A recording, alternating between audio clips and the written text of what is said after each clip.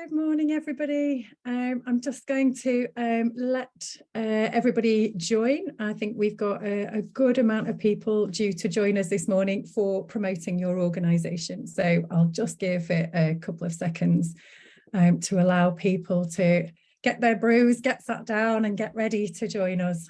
So just bear with me for a second and then we'll get started.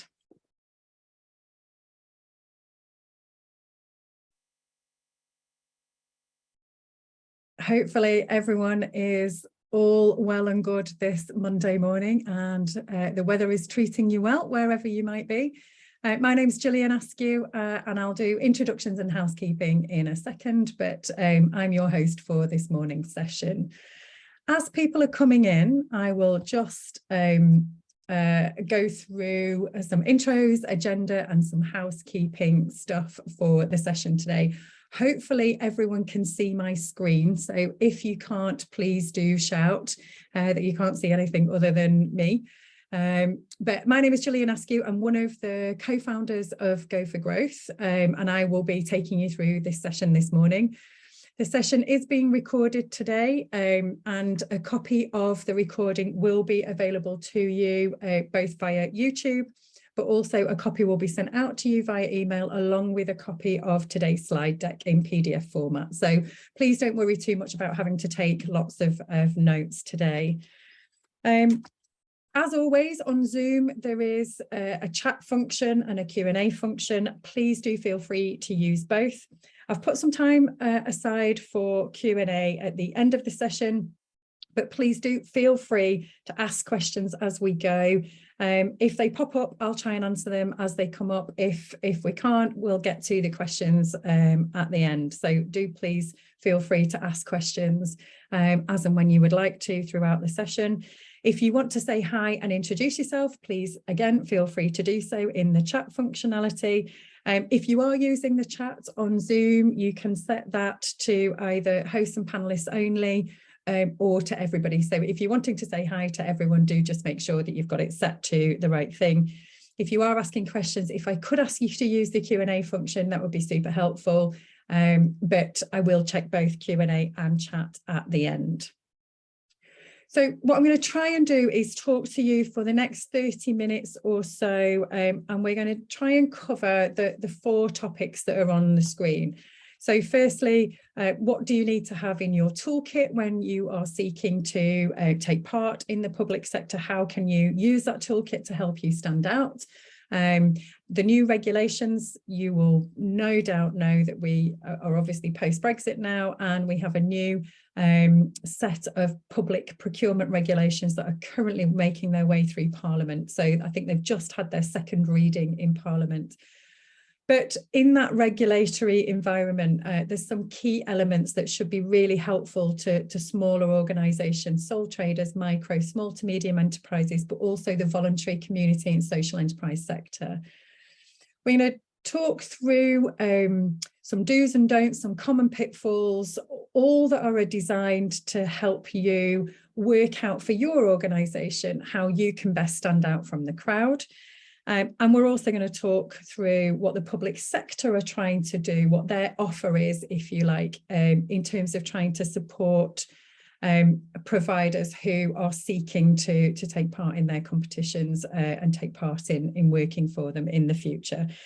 And that's, you know, often all about building that all-important relationship with the public sector provider. So it looks like everyone has arrived, so that's what we're going to cover today. Hopefully you're all in the right place. Like I say, please do feel free to chat or ask any questions as we go, and we will kick off. So I'm not going to dwell hugely on this. You being here in the first place probably signals a good mature interest, at least in working for the public sector. But there are some good reminders on this slide about why the public sector is a good potential customer for small to medium enterprises. And just for the duration of this session, when I'm talking about small to medium enterprises, I'm always including micro organisations, sole traders, those organisations with up to 250 employees, including 0 employees if you're a sole trader, and the micro business organisation. And I also am covering the voluntary sector in that as well. I think there are 3 key elements on this slide that are worth just pulling out. So the size and stability of the market. It is worth about 300 billion a year, about 280 billion, I think, at last count. And the public sector is a stable market, and I'm certain if you're delivering frontline public services, it might not feel that way at the moment, actually. And we do hear a lot about public services being cut, but actually the amount that's being spent in the public sector is, it continues actually probably to grow a little bit. Some of the mix changes will be different, but it's certainly stable. Public services will always need to be procured in some way, shape or form. And the public sector buys such a vast breadth of products and services that generally speaking, there's almost certainly something for everyone in the public sector. And there is a real drive and ambition to place more business with SMEs. And that obviously, as I've said, includes micro and sole traders. And I think actually we'll get onto the regulations in a little bit. That's transforming from an ambition to really having some meat on the bones and really enshrining some of that in law. But the public sector, this big £300 billion a year market, is really trying to wrap its head around how it can work with smaller organisations and be more accessible to those organisations. And that often is about local economic development. We have the levelling up agenda, we've got a widening participation agenda.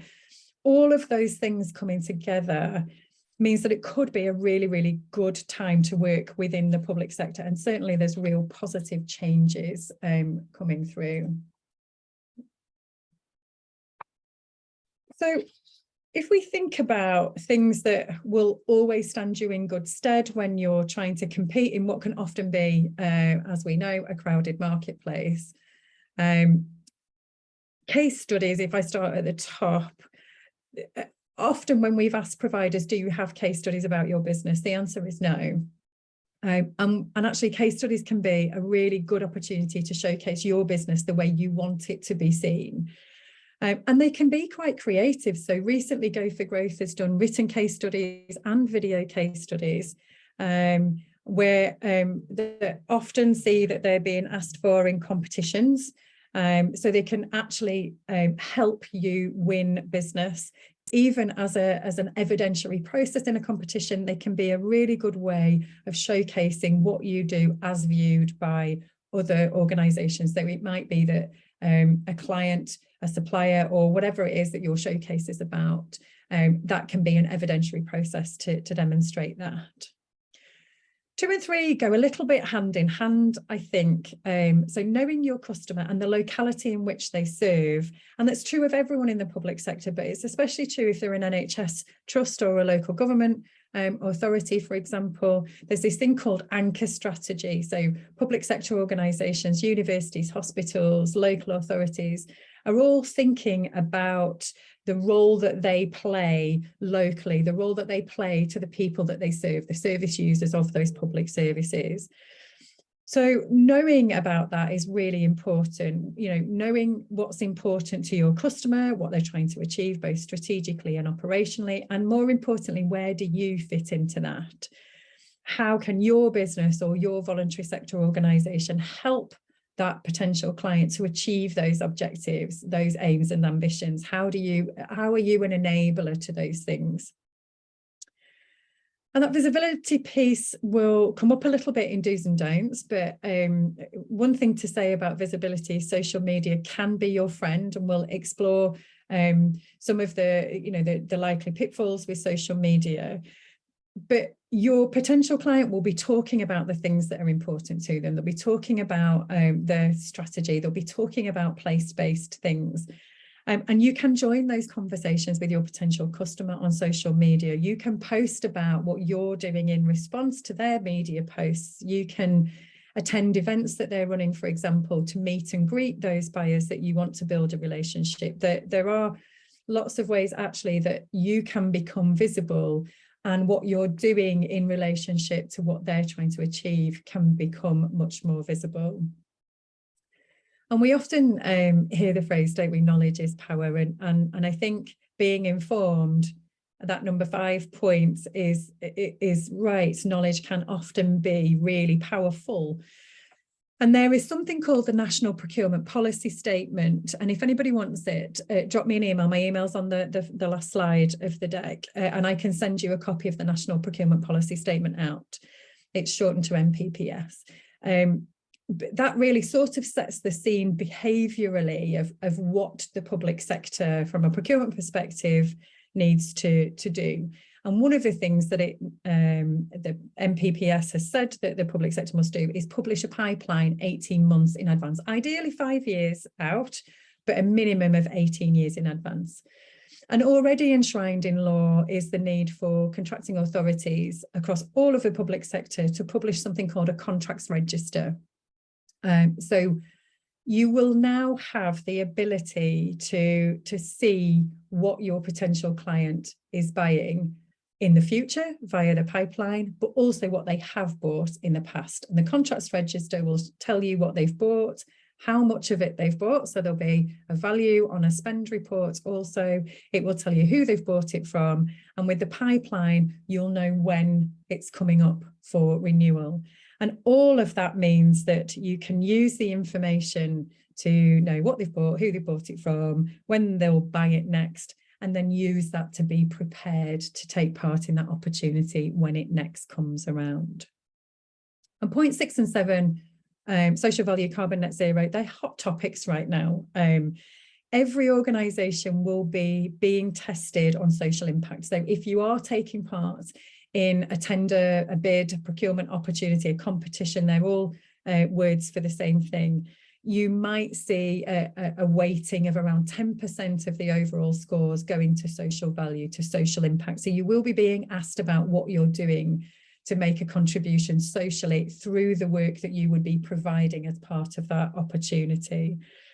And carbon net zero is becoming more widely asked for. Currently, the mandate is that you have to have a carbon reduction plan for opportunities that are in excess of 5 million, but we're already seeing that filter down to smaller value opportunities. So there is a framework that was recently put out as opportunity, and in that tender opportunity, it said that if a client asked for a carbon reduction plan, any provider must be able to submit a carbon reduction plan as and when it's asked for. So you didn't need it to actually bid, but there was a caveat in there that said you would need one to, or you would need to be able to provide one if you were asked for by any client, regardless of the amount that you were actually doing in terms of business through that particular framework. So we are seeing carbon reduction plans becoming much more widely asked for. And 8 is always really key, that knowledge of the competition process, and it's part of the heartland of what Go for Growth does, is try to help especially smaller organisations become competition proficient, so to understand the process, understand what you need to know. And what we'll do on this session is explore some of the common pitfalls in a competition to give a little bit of that knowledge. And we'll also talk about what more Go for Growth can do to try and help you with that knowledge of the competition process. So the public sector regulations, I mentioned that obviously post-Brexit, we are now putting together and have put together a new set of public sector regulations. The Green Paper came out widely for consultation, and I know lots of organisations, public sector supplier organisations, took part in that consultation. That went into a parliamentary bill. It's just had its second reading. The law in public sector regulations probably won't be assented until springtime 2024 at the earliest, I think is what I read most recently in the parliamentary bill, but it's coming. And there are some real opportunities, I think, or reasons to be positive, at least for smaller organisations. So there are a number of things that the public sector regulations are trying to shift. So firstly, there's a drive not just to consider small to medium enterprises, although that in and of itself is a pretty good and big change, but moreover to consider specifically the barriers that SMEs might face in competition, and moreover how those barriers could be removed. Now, the evidencing of that and the execution of that isn't actually completely clear as yet. And it may be that the application of that will be open to interpretation, and therefore it might differ between public sector bodies. But genuinely, as a procurement professional by trade, I think it is a real positive that it is there and will be enshrined in that regulatory environment. I'm not a huge fan of the term consider personally, but actually this ambition and aspiration to be able to do more business with smaller organisations is really real, and it's very tangible actually. And so I do think that there will be really good uptake from contracting authorities in terms of that consideration of small to medium enterprises in every procurement, and moreover, the consideration of what those barriers are and how those barriers can be removed. There's also a drive for pre-market engagement and to undertake pre-market engagement, which is actually a real benefit to providers. It genuinely gives providers an opportunity to understand and potentially to influence what's being procured. And our advice, and we'll talk a little bit more about how those things manifest themselves, but our advice is always, if you can take part in those things, please do. They could be a virtual event, a bit like this one. They could be a face-to-face event. They could be something called an RFI, so a request for information, and that would come out via a portal. So if you attended our recent Finding Opportunities event, if not, have a look on YouTube for it. You might be familiar anyway with something called Contracts Finder. So Contracts Finder has an early engagement or future opportunities filter, and that can be useful to look at for anything that is coming through, for you to be able to have a look, prepare for it, but also potentially to influence it. And I've mentioned pipelines already. This is a shift for contracting authorities. And again, it is really good. Having that future visibility is really important. However, there is a bit of a complexity that comes with it, because as yet there is no central repository for that data. So there isn't one place, and there isn't precisely one format that data will be captured in, although there are government guidelines on what should be included in a pipeline and what shouldn't. But for both the contracts register, the spend report, and for pipeline, for your potential customer, you would need to go to their website for it and have a look. And if you can't find it, do get in touch with them, or get in touch with Go for Growth, and we'll try and have a look for you. And then there is something, a shift on something called MEET to MAT. So MEET stands for the most economically advantageous tender, and effectively the current regulatory environment says you must be able to award to the most economically advantageous tender, and you must be able to evidence why it is the most economically advantageous tender. MAT stands for most advantageous tender, and so the dropping of that word economic is quite important. What it's trying to do is send a very clear message to both procurers and commissioners that value doesn't always have to mean cost, as in cheapest. Value is subjective. We often have providers telling us that competitions are a fastest race to the bottom, but this is a very clear message to public sector procurement that it doesn't have to be a fastest race to the bottom. And actually, I think we're already seeing contracting authorities shift that 80% cost, 20% quality to more 50-50, and there are numbers of occasions where actually it is much more focused on quality than it is on cost or price. So it will take time to flow through, but I think that shift is really positive, and there are signs that it's already coming through and will be a positive move. So I'm not going to read all of these out because you'll get them in your slide pack, we've talked about some of them already in here in terms of your toolkits, but there's also some pointers around competition answering, and we asked our public sector partners to help us provide the do's and don'ts and the common pitfalls. So one thing that I did want to pull out was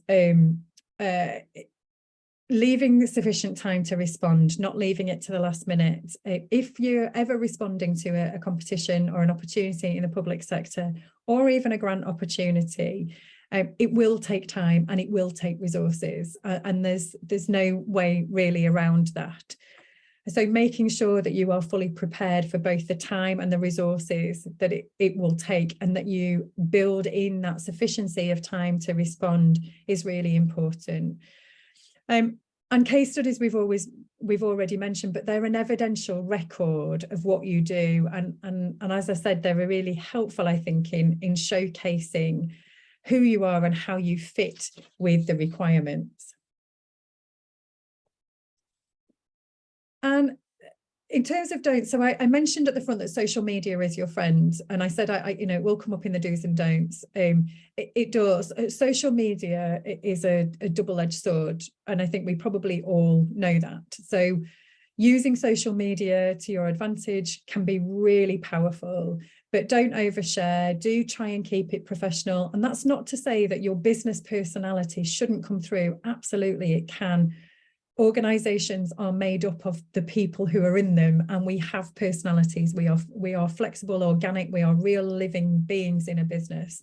So it doesn't have to be so professional that it is bland or without any sort of kind of heartbeat. But I think there is a balance in social media. I think using social media to get into the conversation with your potential client can be really, really powerful. One thing I wanted to pull out from the don'ts is around the knowledge that an evaluator might have and how you are scored in a competition. And it can often be very different in grant applications to tender opportunities, bid sort of competitions, that even when you've got a relationship with the potential client, or you might already be the incumbent, so you might already be supplying this and you wanting to retain the contract. Even if they know you, they can only ever score you on what you write in the opportunity response. By law, evaluators can only judge you on what's in front of them. So even if the buyer knows you, don't assume that they can take any of that into account, and don't assume that they know what you want them to know. If you want them to know something, write it in your submission response. And it's really important. And it feels, and some of what I'm about to say in the next few minutes probably feels really self-explanatory and very obvious, but actually the amount of times where providers really lose out where they shouldn't because they can totally do the work, but they haven't written it down in the right way, is quite common. And so if I move on to common pitfalls, I'm going to whiz through some of this. And again, forgive me, it may just sound super obvious, but I think it's worth covering all of these. So not answering the question comes up time and time again. But when you're answering the question, you're answering it in conjunction with the specification. So if the question says, how do you develop care plans? And how do you develop them in conjunction with the service user and the family of the service user? How do you keep them up to date? How do you publish them? How often do you check them, etc., etc.?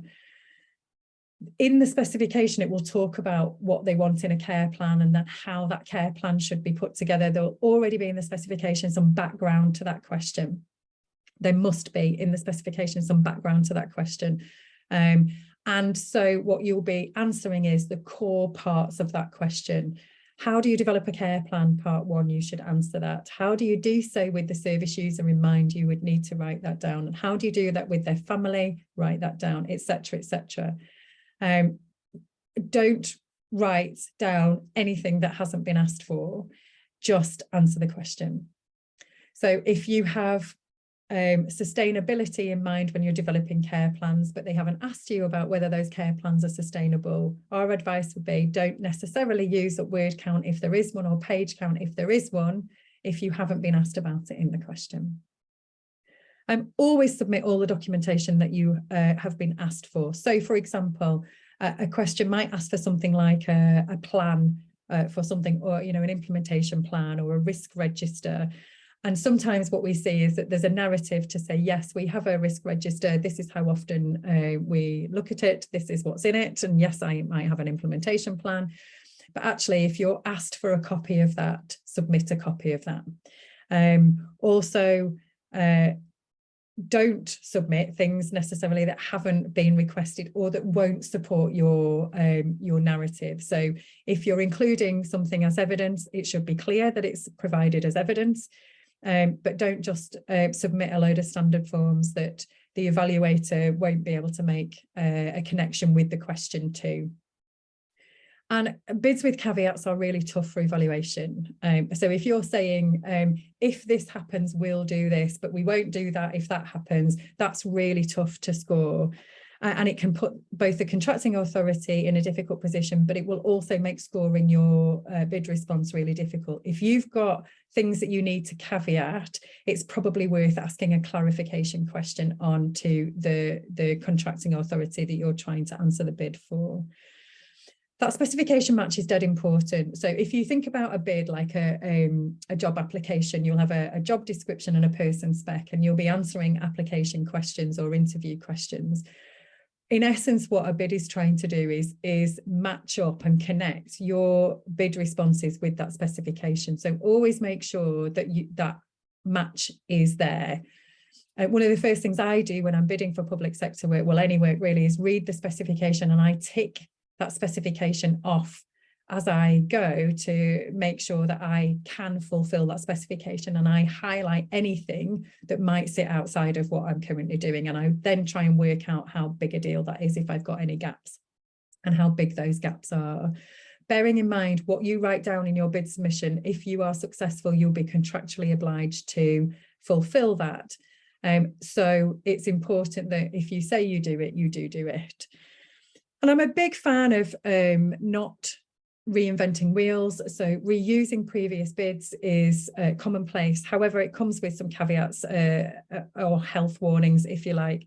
So if you are using them, make sure that they are really relevant to this opportunity, and obviously proofread to make sure that there's no references to a different kind of bid or other clients. And make sure that you can back up what you're saying. So wherever possible in a word and page count, and check what you're allowed to upload in terms of documents, supporting evidence. Do try and provide evidence where you can. That will be really helpful to an evaluator to go, right, so they're going to do this and they already do it and I can see that, and that fulfills the criteria.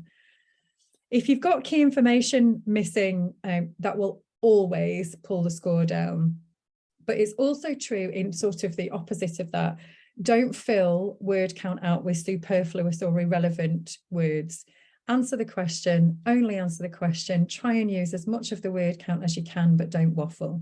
So don't miss key information, but don't pack out with irrelevant information either. And that word and page count is really important. I don't know if everyone is aware of what happens if you go over that word or page count. If you've got a word count of 500 and you put 550 words in, the last 50 words will be disregarded. And they may be completely redacted, so the evaluator might never even see them, but they will be discounted and disregarded at best. If you have a page count, there'll usually be a font size that comes with that. So if it's 3 pages of Arial, font size 11, if you go over that page count, it will be disregarded. And if you try and use a font that's smaller to write more, there's a chance that your bid would be classed as non-compliant and you may actually be disqualified from it. I've already talked about assumptions, and what I mean by assumptions is don't assume that the evaluator can take into account anything that they may or may not already know about you. They can only judge you on what you write down. And then the final one is SQ compliance, and SQ stands for selection questionnaire. So there's something called the standard selection questionnaire. We'll talk a little bit about how Go for Growth can help you with this, but often providers are saying to us, actually, I'm falling over with the standard selection questionnaire because I'm trying to do it while the clock is ticking and I haven't prepared for it. Or there's a misunderstanding on how you meet compliance requirements. So they will be testing your financial standing, they'll be testing who you're working with, your past experience of the work that you're bidding for, your accreditations, policies, procedures, insurances, etc.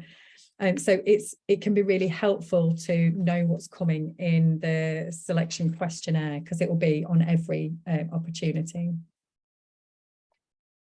So what's a public sector offer? How do they aim to get to know you and vice versa? So I've talked about meet the buyer events and pre-market engagement. Again, our advice is if you can get to them, get involved. They can be really useful for building relationships, but also for getting the relevant information and using that information to help you plan and prepare what's coming. And keep an eye on the portals, though. Often they are advertised via portals. So keep an eye on Contracts Finder or the portal that your potential client is using.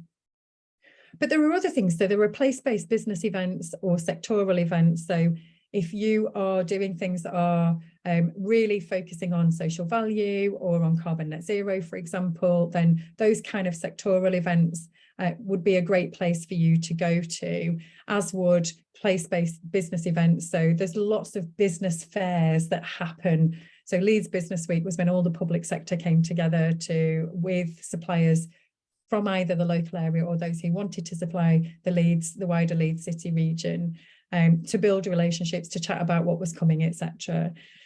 Those things are good to go to, but they can also be really good to exhibit at. Now, there is a cost to that. Often it's not very much. There are some of the big national events where it can cost a significant amount of money to go and exhibit at, but those exhibition spaces can be really good as part of your marketing plan and your marketing budget to give you an opportunity to get in a room with lots of different buyers from lots of different organisations. So they're definitely worth thinking about attending and potentially exhibiting at.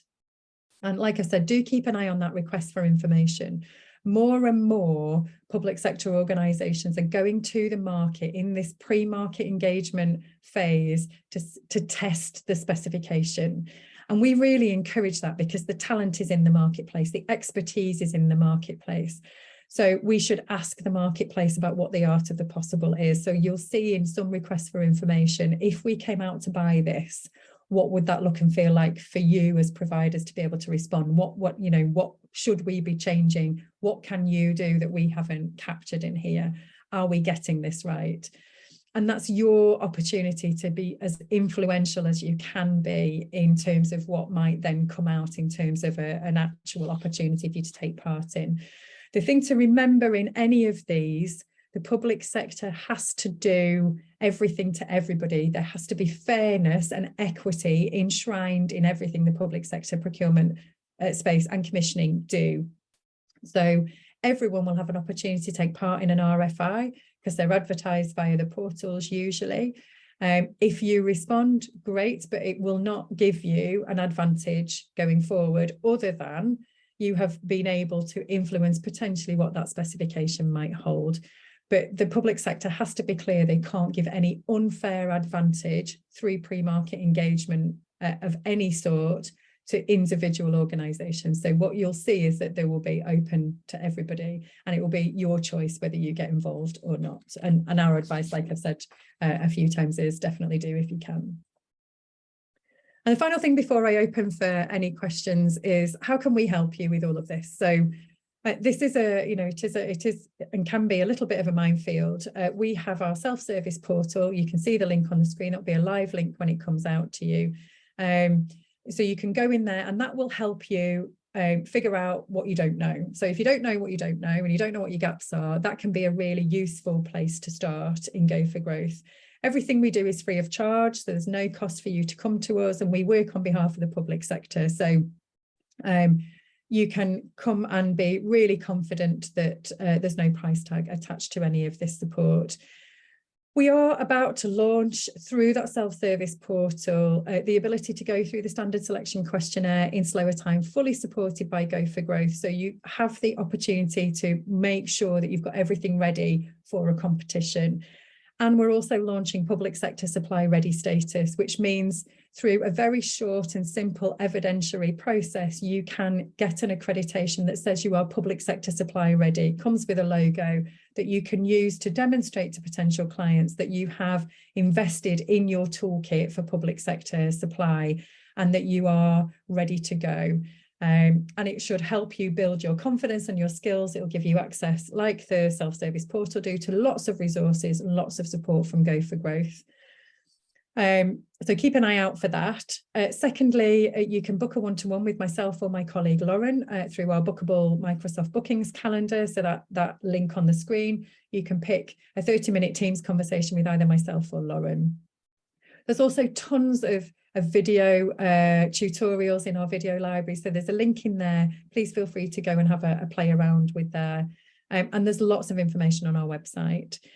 And last thing to say, we've got 4 lunch and learn sessions planned on bid skills during March. So it's every Monday in March. You can go to the events page on our website. The link is there. And we're breaking bids down. So we're looking at specification evaluation, for example. We're looking about how to answer quality questions, what the terms and conditions mean, and what happens after a contract, whether you have won it or lost it. So there's 4 sessions during March. They're lunch and learns, like I say, they're 30 minutes long, so they're short and sharp. They'll all be recorded, and the recordings and slides will be available to registered attendees. So please do feel free to come along to that should you wish to.